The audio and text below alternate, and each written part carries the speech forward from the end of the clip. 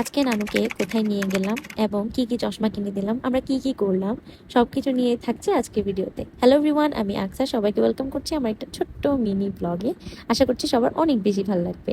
So আর বেশি কথা না বাড়িয়ে চলেন আজকে ভিডিওটা শুরু করা যাক। প্রথমেই বলিনি, আমরা বিকালের দিকে বের হই, তখন বাজে 5টা।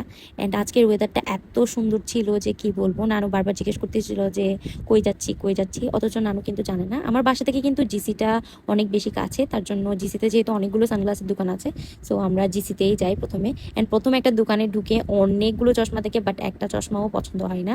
ভাইয়াটাও অনেক কষ্ট করছে, দেন আমরা একটা নেক্সট দোকানে আসি। অ্যান্ড এখানেও ভাইয়া অনেক কষ্ট করছে, 2টা চশমা আমরা ফাইনাল করি। সো এগুলোতে যেহেতু পাওয়ার অ্যাড করতে হবে, সো পাওয়ার অ্যাড করতে দিয়ে আমরা কিছু খাইতে যাই অফ টাইমে। আপনারা কারা কারা অফ টাইমে গিয়েছেন জিসিতে সেন্টার প্লাজায় অবশ্যই আমাদেরকে জানাবেন। অ্যান্ড এখানে এক একজন এক একটা খাইছে। আমি মিন্ট লেমন নিয়েছি, ফুচকা নিয়েছি, অনেক রকমের জিনিস নিয়েছি। এরপর আমি ভাইয়াদের লোকেশনটা আপনাদেরকে দেখে দিচ্ছি। তো যারা যারা রিজনেবল প্রাইসের মধ্যে খুব ভালো চশমা বানাইতে চান, তো ভাইয়াদের কাছে চলে যাবেন। অ্যান্ড চশমা 2টাই নেওয়ার পর নানুর সাথে আমরা একটু মজা করছিলাম, অ্যান্ড নানু আমাদেরকে অনেক হাসাইছে আজকে, বলার মতো না। এরপর আমি আপনাদেরকে ভাইয়াদের দোকানের একটা কার্ড দেখিয়ে দিচ্ছি। আপনাদের যাদের যাদের রিজনেবল প্রাইসের মধ্যে খুব ভালো কোয়ালিটির চশমা দরকার, আপনারা ভাইয়াদের দোকানে অবশ্যই ভিজিট করবেন। অনেক বৃষ্টি পড়তেছিল, এর মাঝে আমি সিএনজি ঠিক করতে করতে আমি পুরো ভিজে গেছিলাম। তো বাসায় চলে যাচ্ছি।